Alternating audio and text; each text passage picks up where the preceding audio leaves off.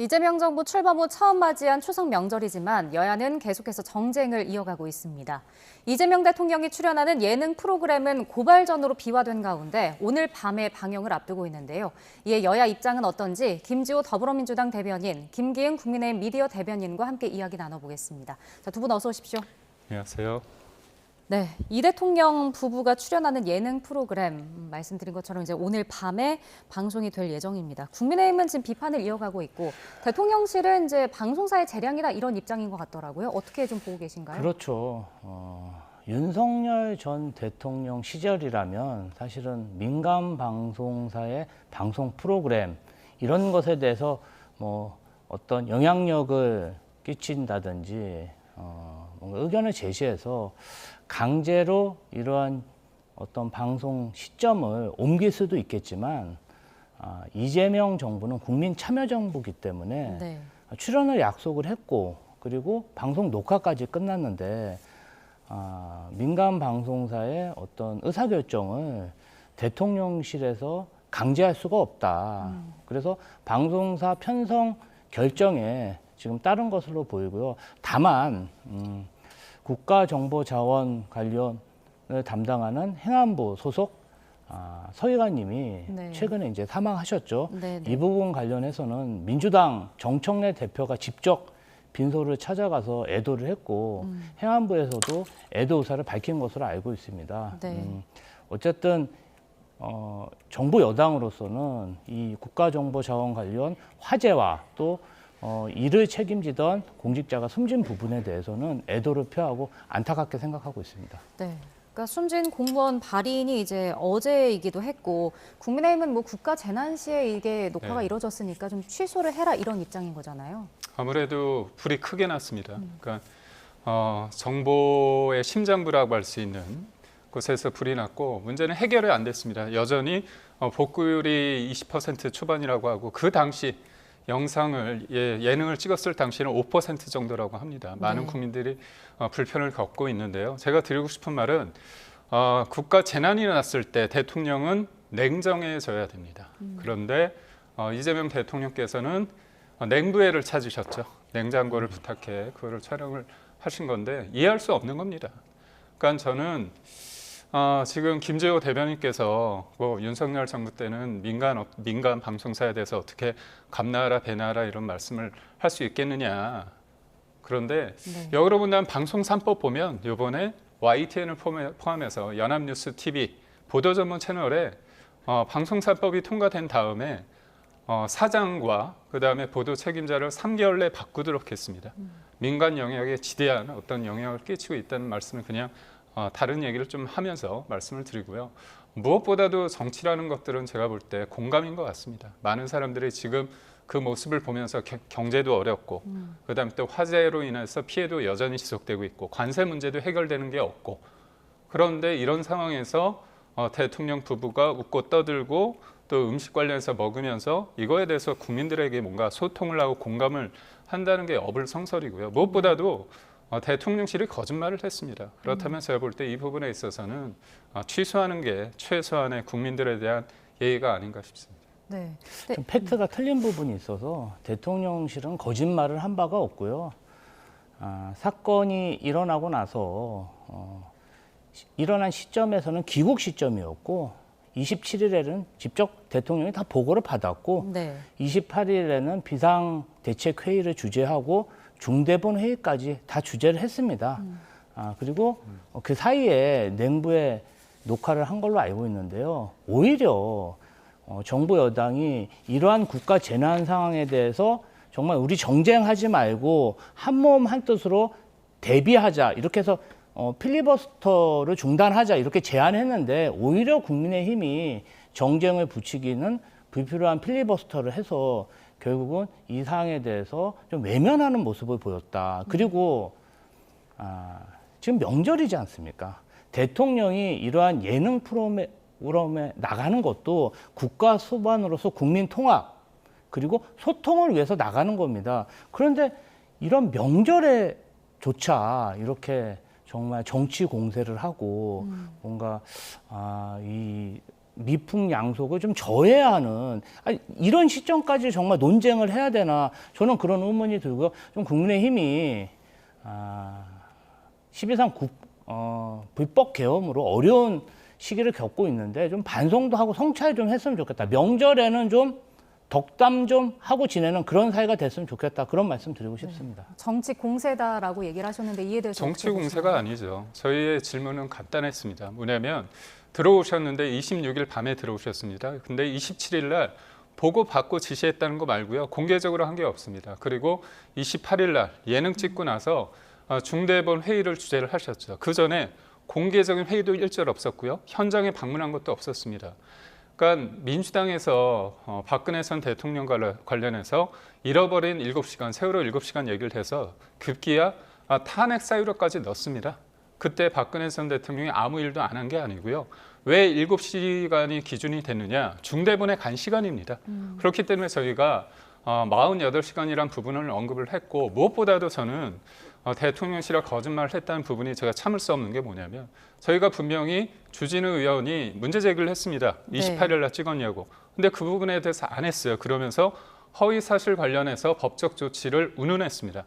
이거 사실상 이틀막 한 거죠. 그리고 대통령께서 27일 날 뭘 하셨는지에 대해서 공개적으로 나온 게 없습니다. 보고받고 그게 홍보수석을 통해서 문자가 그냥 기자들한테 전달된 거 보고받고 지시했다 이겁니다. 그러면 제가 대통령이라 한다면 26일 날 불이 나고 27일까지 계속 하루 종일 불이 진정이 안 됐습니다. 진압이 안 됐습니다. 그렇다면 본인이 현장을 가거나 아니면 주재를 회의를 할 수 있는 거잖아요.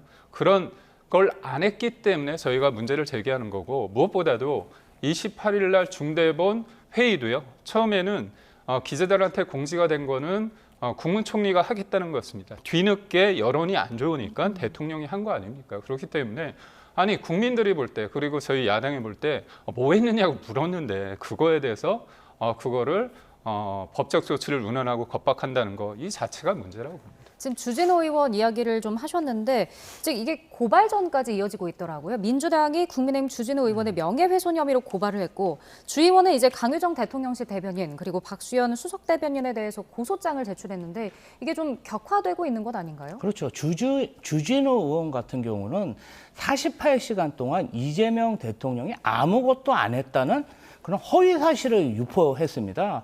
사실은 알고 보니까 보고도 받았고 27일 날은 아무래도 귀국하고 그 다음 날이니까 김민석 총리가 중대본 회의를 주재를 했고 28일 날 오전에 비상대책회의를 했고 28일 날 또 중대본 회의를 이재명 대통령이 직접 주재를 했습니다. 비상대책위원회와 어떤 중대본 회의를 했음에도 불구하고 허위 사실을 유포했기 때문에 민주당에서도 강력하게 지금 대응하는 것 같은데요. 네. 사실 저도 주진우 의원이 고소하겠다고 그렇게 페북에 쓴 적이 있고요. 뭐 YTN 방송국 PD, 라디오 PD 분들도 사실은 민사 소송까지 당한 적이 있는데 이분은 뭔가 거짓 의혹 제기와 또 그 이후에 본인과 관련된 건에 대해서는 고소를 잘하기로 정치권에 유명하신 분입니다. 정치를 하시려고 오신 건지 허위 사실과 고소를 하시려고 국회의원이 된 건지 분간이 안 될 정도로 뭔가 이 관심을 받기 위해서 여러 가지 노이즈 마케팅을 하고 있다 이런 모습을 보이고요. 네. 국회의원이 됐으면은 조금 국민의 삶과 관련된 제도 개선 그리고 명절에는 뭔가 좀 화목하고 소통하는 모습을 좀 보여줬으면 좋겠다. 너무 이 소모적이고 논쟁적인 정치 행보만 하고 있어서 국민들이 상당히 피곤하다. 이런 말씀을 좀 드리고 싶습니다. 저도 뭐 짧게 말씀드리자면 네. 명절을 앞두고 이재명 정부와의 경찰은 이준석 전 방통위원장을 수갑체에서 체포했습니다. 그런 부분에 대해서 국민들이 엄중하게 보고 있고요. 저희의 질문, 제 질문뿐만이 아니라 주진우 의원의 질문은 간단한 거였습니다. 대통령이 보지 않았다. 대통령 좀 현장전 나오고 중대본 회의도 주재하고 안 했잖아요. 그래서 문제 제기를 하면서 알고 보니까 그 일부 예능을 찍었다고 하는 거 같은데 그때 찍은 거 아니냐. 그래서 의혹을 제기했죠. 그런데 그게 맞지 않았습니까? 그리고 우리가 의혹 제기를 했을 때 그냥 터무니없이 한 게 아니라 근거를 가지고 사진을 가지고 제시를 했습니다. 근데 맞았어요. 근데 그 맞은 사람에 대해서 법적 조치를 하겠다고 겁박하는 건 그게 누가 잘못한 것입니까? 누가 허위 사실을 유포한 겁니까? 이건 명확히 해야 될 부분이기 때문에 주진우 의원이 물론 정치적으로 해결할 부분이지만 하도 대통령실에서 법적 운운하고 조치를 취하기 때문에 어쩔 수 없는 선택이었다. 이 부분을 말씀드려요. 네. 이제 오늘 밤에 방송이 나간 뒤에 이제 여론이 어떻게 작용할지 이게 중요하게 이렇게 바뀔 수 있을 것 같거든요. 어떤 흐름으로 좀 전망을 하시나요? 저는 큰 문제가 없을 거라고 생각하고요. 사실은 지금 추석 명절이잖아요. 네. 저녁 때 대통령 가족들도 어떤 식의 식자재를 가지고 식사를 하는지 그리고 그런 소통하는 모습도 사실은 국민 통합과 명절 분위기에 맞는 그런 방송 프로그램입니다. 저는 전혀 문제될 게 없는데 사실은 뭐 국가 세금이 들어가는 부분도 아니고 어떻게 보면은 이런 명절 시기만이라도 정치권이 좀 하나된 모습을 보이고 뭔가 좀 따뜻한 메시지를 전하고 서민들과 대통령의 삶이 어떤지도 한번 비교해보고 굉장히 좋은 의미인데 꼭 저렇게까지 뭐라 그럴까요? 고춧가루를 뿌리는 뭐 좀 부러워서 그러실 수도 있겠지만 제가 봤을 때는 좀 과한 정치적 공격이고 정쟁이다. 좀 명절에는 분위기 파악 좀 했으면 좋겠습니다. 네. 방송 이후에 여론은 어떻게 전망하시나요? 좋을 리 있겠습니까? 좋을 리 없죠. 소통의 방식이 꼭 이런 식으로 해야 되는 건 아닙니다. 그리고 저희가 이재명 대통령의 관저에 있는 냉장고에 뭐가 있는지 별로 궁금하지 않습니다. 그리고 K푸드의 홍보라고 하는데 K푸드 우리가 다 해먹는 게 K푸드인데 왜 우리나라 국민을 대상으로 K푸드에 대한 홍보를 합니까? 공감이죠. 저도 대통령실에 근무를 했지만 대통령이 잘못된 선택을 했을 때 주변에서 얘기를 해야 됩니다. 그런데 이재명 대통령 주변에는 어떤 분들이 있습니까? 하늘이 낸 사람이다.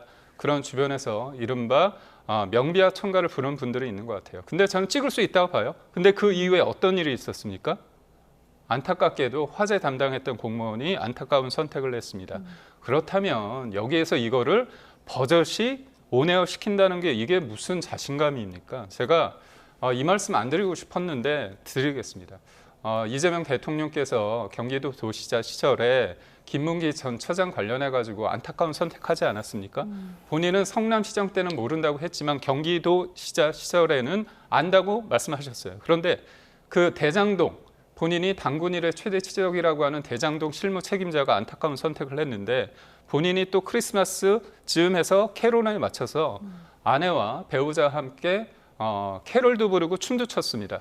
근데 그게 온에어 된 날이 언제냐? 김문기 전 처장 관련해서 발인 날이었습니다. 그거 국민들이 보고 좋아했겠습니까? 지지자들은 좋아했습니까? 제가 볼 때 정무적인 판단을 하시길 바라고요. 아니 통합하는 자리에서 지금 여야 간에 이렇게 입장이 다르잖아요. 이건 통합이 아니지 않습니까? 그래서 이재명 대통령께서 왜 지금 냉장고에 뭐가 있는지 국민들은 전혀 관심이 없기 때문에 이재명 대통령이 관세 관련해서 어떤 생각을 하고 있는지 사법부 관련해서 이렇게 일방적으로 압박하는 게 과연 대한민국 민주주의에 있어서 도움이 되는지 반성하는 시간을 가졌으면 하는 바람입니다. 네, 이번엔 오늘 나온 여론조사도 한번 살펴보겠습니다. 이재명 대통령 국정수행 지지율이 이제 4주 만에 반등을 했습니다. 리얼미터 여론조사인데요. 일단 이전까지 이어졌던 하락세는 멈췄는데 어떻게 좀 보고 계신가요? 일단은 이재명 정부의 경제 운영 정책 그리고 대외 안보 관련 정책에 대해서 국민들이 합격점을 주고 있다. 저는 그렇게 보고 있습니다. 50%가 넘는 국정 지지율을 지금 기록하고 있고 사실은 대통령 선거 때보다 높은 수치 아니겠습니까? 이 수치를 계속 유지하고 있고 횡보세를 보이고 있으나 그래도 하락세가 조금 있었는데 다시 반등하는 모습을 보고 있어서 매우 고무적이라고 생각합니다. 야당에서 사실은 불법 계엄을 저지른 정치 세력의 본산인 야당에서 이렇게까지 정말 정부 초기에 허니문 기간도 무시하고 저렇게 인신 공격을 해대고 있는데 실력과 정말 국민에 대한 봉사 정신으로 저러한 어떤 정쟁적 요소와 견제를 뚫고 높은 지지율을 보이고 있다. 잘하고 있다는 저는 반증이라고 생각하고요. 국민의힘이 계속 저런 방식으로 무리하게 공격을 할 경우 오히려 역풍 맞아서 지방선거에서도 좋지 않은 결과를 내지 않을까 그렇게 조심스럽게 예상하고 있습니다. 네, 지금 뭐 경제 운영 그리고 대외 안보 정책에서 좀 긍정적으로 얘기해 주셨는데 어떻게 보시나요? 제가 볼 때는 아닌 것 같은데요. 지금 관세 문제 뭐 해결된 게 있습니까? 우리 3,500억 달러 플러스 1,500억 달러까지 했습니다. 지금 우리나라 자동차 관련해서는 여전히 25%를 맡고 있습니다. 일본하고 EU는요 15% 됐죠. 그리고 우리 이재명 대통령께서 관세 협상 잘 하시고 그다음에 정상회담 때 너무 잘 됐다고 얘기했을 때 저희는 아닌 것 같다. 합의서가 필요하다. 그렇게 얘기했을 때 대통령실에서는 너무 잘 돼서 합의서가 필요 없을 정도라고 했습니다. 지금 어떻게 되고 있습니까? 트럼프의 방식대로 끌려가고 있지 않습니까? 합의서는 강자와 약자가 협의를 했을 때 강자가 일방적으로 못하도록 하기 위한 일종의 제동장치입니다. 야당의 말씀 좀 들으십시오. 야당 말을 무조건 발목 잡는다고 하지 마시고요. 그렇게 봐주셨으면 좋겠고 무엇보다도 이재명 대통령께서는 사법 리스크가 있기 때문에 사법부의 시옷 발음도 하시면 안 되는데요. 어떻습니까? 본인의 사법 리스크를 없애기 위해서 민주당에서 하는 법안들을 봤을 때 전차 민주당 배임죄를 없앤다고 하고 있고요. 또 사심제를 한다고 하고 있고요. 대법관을 증언한다고 하고 있습니다. 이런 것들이 모든 것들이 이재명 대통령의 사법 리스크를 줄이기 위해서 하는 일종의 방탄, 한 사람을 위한 위인 설법이기 때문에 국민들이 볼 때 사법부를 뒤흔들고 법치, 헌정 질서를 유린하는 이 이재명 정부에 대해서 지금 심각하게 보고 있다. 그리고 지지율이요. 50%가 넘는다는 게 중요한 게 아니고요.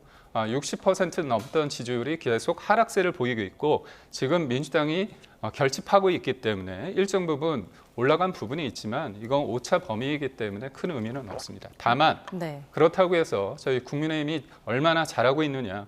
저희 욕 많이 먹고 있지만 저희 그래도 나름대로 쇄신과 그리고 하나됨을 위해서 노력하고 있다는 말씀을 드립니다. 네, 이 대통령 지금 국정수행 평가 지지율이 반등은 했습니다만 이전까지는 좀 하락세가 이어졌었잖아요. 이 원인 중에 하나가 이제 여당으로 지적을 하는 일각의 시선이 있었거든요. 이에 대해서는 어떻게 보시나요? 아무래도 개혁적인 제도를 추진하다 보면 이에 대해서 반발하는 기득권이 있고 기득권의 반발이 공격으로 이어지기 때문에 이 정쟁으로 비춰져서 지지율이 좀 빠질 수도 있다. 이 부분 관련해서 대통령실에서도 조금 우려하시는 부분이 있는 것 같습니다. 그러나 그럼에도 불구하고 이 짧은 기간 동안 정부 여당과 이재명 정부는 노란봉투법을 통과시켰고 검찰청 그리고 기재부의 권한을 분할하는 정부 조직법을 또 통과시켰습니다. 그 밖에 상법 개정안 같은 경우는요, 사실은 여야가 합의해서 통과시켰습니다. 이런 부분들 정말 짧은 기간 내에 개혁을 성공시켰고 침체된 경기를 안정시키고 있으며 또 대외적 안보 문제라든지 경제 문제 이 부분 관련해서 이재명 정부에 대해서 높은 그런 지지를 보이고 있기 때문에 지지율이 50%를 넘지 윤석열 정부 시절에 이렇게 높은 지지율이 있었습니까? 사실은 초기부터 정말 제대로 일을 못해서 국민들한테 외면받고 그러다 결국은 내란까지 일으킨 거 아니겠습니까? 저는 사실은 이제 야당 관련해서도 정치 세력으로서 인정을 하고 정부 여당으로서 저는 소통하고 협치해야 된다고 생각하지만 지금의 장동혁 대표 체제가 정말 국민의힘을 위해서 뛰고 있는 것인지 아니면 일부 극우 세력과 장동혁 대표 대통령 대권 주자로서의 부각되기 위한 것인지 분간이 안 될 정도로 소수의 사람들의 이야기만 대변하고 있다 이렇게 보이고요. 조금 더 성찰하고 반성해야 되지 않을까 그런 생각을 하고 있습니다. 네, 야당 입장에서는 어떻게 보십니까? 우선적으로 이재명 대통령께서 당대표 시절에 뿌려놓은 씨가 지금 자라나서 이재명 대통령의 발목을 잡고 있다고 봅니다. 23년도에 민주당이 대의원 한 표당 권리당원 60표 이 등가성을 이렇게 했습니다. 근데 이재명 당시 대표께서 1대 60을 1대 17로 바꿨습니다. 그만큼 대의원의 목소리를 줄이고 권리당원의 목소리를 키웠죠. 그 과정 속에서 비명 행사, 친명 행제를 통해서 총선을 공천을 했고요. 총선에서 이기건 단 다음에 다시 당대표가 됐습니다. 이런 일련의 상황을 누가 지켜봤을까요? 그거를 정청래 의원이 지켜봤고요. 그 옆에 또 추미애 의원이 지켜봤습니다. 저희가 볼 때 이재명 대통령께서는 대통령이 됐기 때문에 뭔가 중도, 국민들을 생각하는 모양새라도 비추려고 노력은 할 겁니다.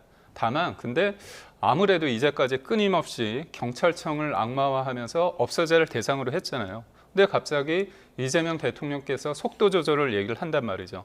그렇다면 강성 지지자들, 개딸 입장에서는 이건 뭐지? 근데 그거에 대해서 끊임없이 강하게 해야 된다는 사람이 누굽니까?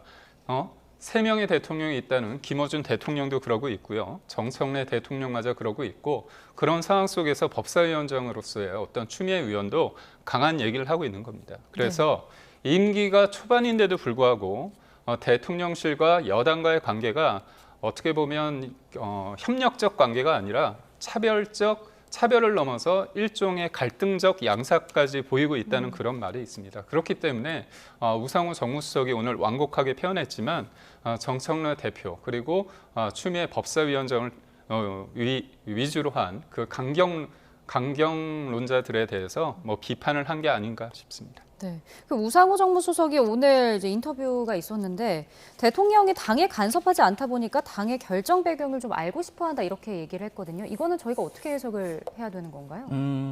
일단은 저희 정청래 당 대표와 이재명 대통령이 수시로 통화하고 사실은 정청래 대표, 서영교 의원, 장경태 의원 이런 분들이 이재명 당대표 시절에 윤석열 검찰 독재 정권과 그 사선에서 같이 싸운 그 전우같이 굉장히 끈끈한 지도부를 형성했기 때문에 네. 소통에는 큰 문제가 없다. 그런데 당이라는 것은 행정부하고 좀 다릅니다. 상임위가 있고요.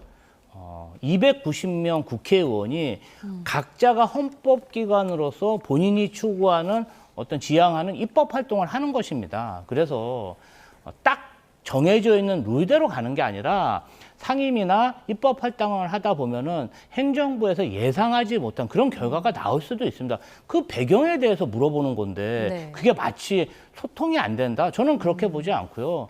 우상호 정무수석도 사실은 이 정무수석이 되기 전에 12월인가 1월경에 윤석열 전 대통령을 민주당에서 탄핵했을 때 왜 이렇게 탄핵을 빨리 하냐. 그렇게 문제 제기를 했어요. 나라면 그렇게 하지 않았을 것이다. 그때도 잘 생각이 안 맞았어요. 이분이 정치인이잖아요. 그러니까 본인이 생각할 때 당 운영과 관련해서 좀 맞지 않는 부분에 대해서 지적을 하는 것이지 네. 행정부 전체와 민주당이 맞지 않다 이런 말씀은 아니라고 생각하고요.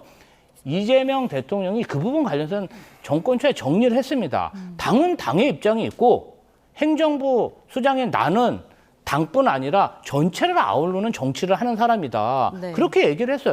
행정부와 입법부는 다른 겁니다. 그래서 그 부분 관련해서 개인적인 의견을 제시했다. 저는 그렇게 보고 있습니다. 네, 우 수석이 또 이제 민주당 입장이나 취지에는 동의를 하는데 가끔 이제 속도나 온도에 차이가 있다고도 네. 말을 했거든요. 어떻게 들으셨나요? 대통령의 정무수석이 어떻게 본다면 추석을 맞이해서 언론을 통해서 이런 얘기를 하고 있다는 건 손발이 안 맞다는 걸 얘기를 하는 겁니다. 사실 앞서 얘기한 것처럼 대통령이 그 배경을 궁금해한다. 여당에 대해서 간섭을 잘 안 하기 때문에 그 배경을 궁금해한다. 그런 얘기를 하지 않았습니까? 손발이 안 맞기 때문에 왜 저러지? 정청래 대표 왜 저러지? 추미애 법사위원장 왜 저러지? 그런 생각을 한다는 건데 그럼에도 불구하고 직접 소통하는 게 아니라 궁금해한다는 거잖아요. 이것도 지금 우상호 정무수석을 통해서 언론을 통해서 얘기한다는 것 자체가 네. 실질적으로 예전에 그렇습니다. 이재명 대통령과 정청래 대표가 일종의 약속 대련하는 거 아니냐, 뭔가 굿캅, 배드캅 역할을 하는 거 아니냐 했는데 제가 앞서 말씀드린 것처럼 지금 정청래 대표의 마음은 지방선거와 내년 차기 당대표 선거, 전당대회에 있고요. 추미애 그리고 이른바 강경파들의 수많은 사람들의 머리는 마음이 콩밭에 있습니다. 지방선거에 있죠. 그런데 지방선거의 공천을 대통령이 해주는 게 아니고요. 개혁의 딸들, 개딸들이 해주거든요. 그렇기 때문에 이분들 입장에서는 내가 강하게 얘기하는 게 좋다는 거죠. 두 가지 예가 있습니다. 법사위에서 조희대 대법원장 청문회를 했을 때 원내대표도 되게 불쾌했었고요. 네. 당대표도 이게 뭐지 그랬습니다. 근데 밤사이에 상황이 바뀌었죠. 그러니까 정청래 대표가 간식을 싸들고 가서 열심히 해라, 지지한다 이런 얘기를 했고요. 또 어떤 일이 있었습니까?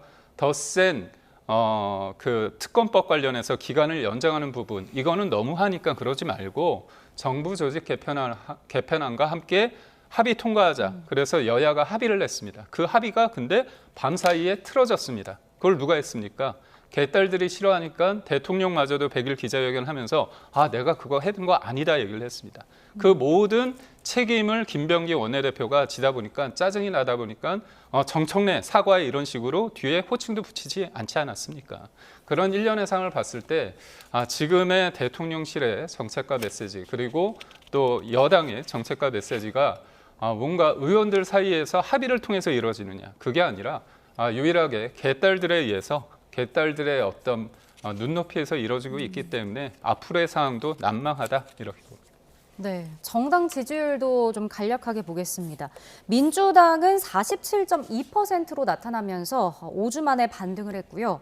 그리고 국민의힘은 35.9%로 2주 연속 하락을 했습니다. 이렇게 보면은 이제 여당 지지층 결집세가 좀 뚜렷해졌다 이렇게 봐야 하는 겁니까? 그렇죠. 지금 뭐 누가 봐도 국민의힘이 잘하고 있으면 민주당이 저렇게 50% 가까운 그런 지지율을 기록할 수 있겠습니까? 뭐 지금 뭐 김건희 씨 같은 경우는 금거북이 얘기 나오고 그다음에 여러 가지 그림에 여러 가지 춤은 그리고 사실은 국민의힘에서 장애 집회를 하고 있는데요. 결국은 권성동 의원의 그런 구속과 통일교 관련해서 집단 당원 가입 이 문제 가지고 왜 우리 당을 압수수색하냐, 우리 당의 근간인 권성동 의원을 왜 구속시켰냐 항의하는 집회를 하는 거 아니겠습니까?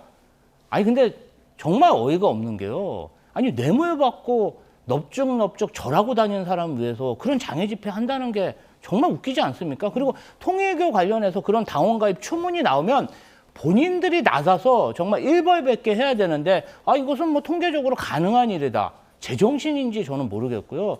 저는 국민의힘이 거듭나기 위해서는 윤건희 부부와 정말 단절하고 그러한 과거 추문 그리고 권력형 비리와 단절하는 모습을 보여야 되는데 전혀 단절할 생각이 없는 것 같아요. 그 부분이 매우 아쉽습니다. 계속 그런 방향을 견지하면은 앞으로도 지지율이 쭉쭉 빠질 것이다. 이렇게 예상됩니다. 뭐 계속 국민의힘 입장에서 민심 잡기 위해서 뭐 필리버스터나 뭐 장외투쟁도 이어가고 있는데 대여 공세가 생각보다 호응을 좀 얻지는 못하는 모양새거든요. 저희가 장외투쟁만 하는 건 아닙니다. 이제 필리버스터도 하고요. 그다음에 상임위 활동도 하고 장외 집회는 토요일이나 일요일 날 하는데요. 이른바 투트랙입니다. 네.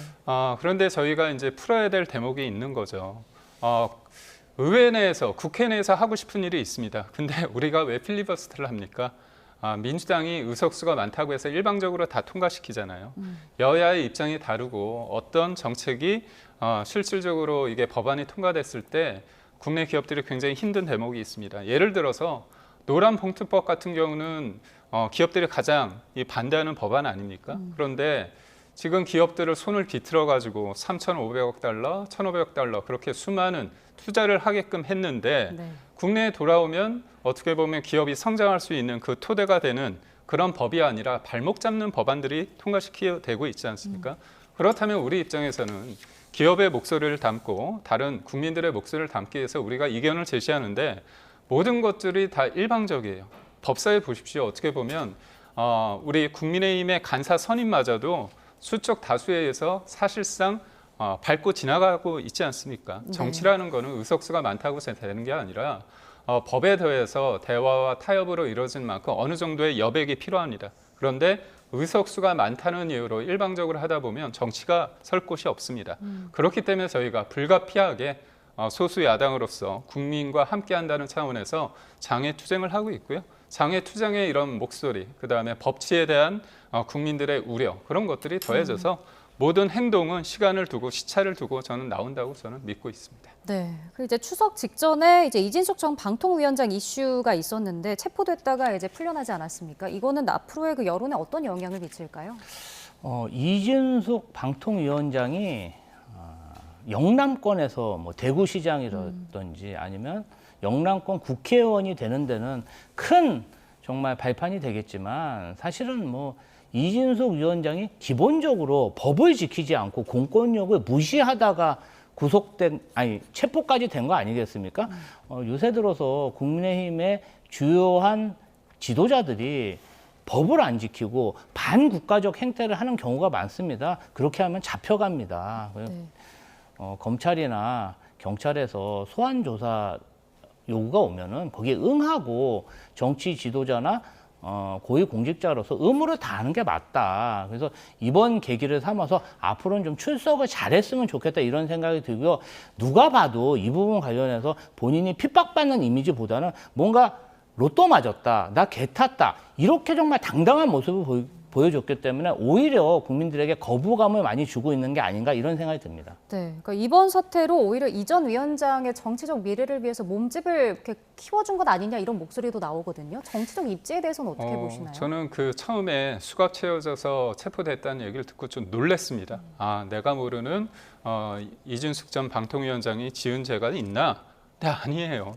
유튜브 나와가지고 그 당시에 어떤 민주당에 대해서 비판을 한 대목이고요. 그 다음에 페이스북에 방통위원장으로서 지금 2인 체제인데 국회에서 3명을 임명할 수 있거든요. 추천할 수 있는데 다수 당인 민주당이 하고 있지 않다. 그 당시에 민주당의 대표가 이재명 대표이기 때문에 직무유기한 거 아니냐. 그래서 문제를 얘기했습니다.